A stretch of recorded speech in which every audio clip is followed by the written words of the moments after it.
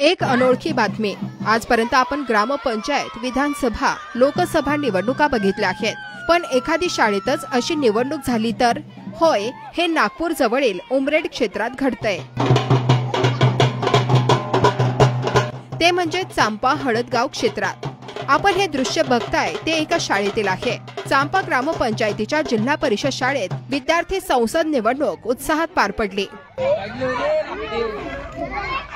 लोकशाहीचे धडे प्रत्यक्ष कृतीतून शिकवण्याचा अनोखा उपक्रम नागपूर जवळील चांपा ग्रामपंचायतीतील जिल्हा परिषद शाळेत राबवण्यात आला।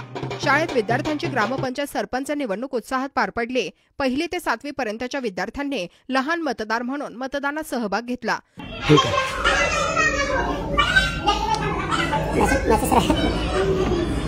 या उपक्रमाला चांपा ग्रामपंचायतीच्या सरपंच सौ सोनाली अतिश पवार, माजी सरपंच अतिश पवार यांची उपस्थिती लाभली।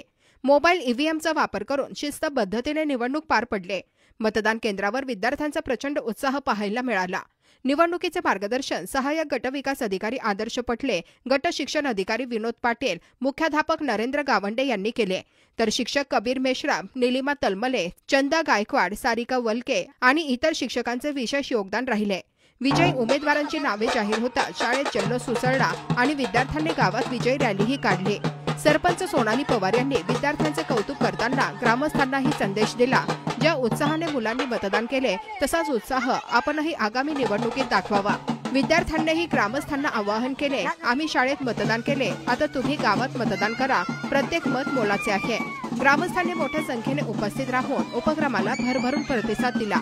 विद्यार्थ्यांमध्ये नेतृत्व गुण, जबाबदारी आणि लोकशाहीचे भान निर्माण करणारी ही निवडणूक संपूर्ण गावासाठी आदर्श ठरली आहे।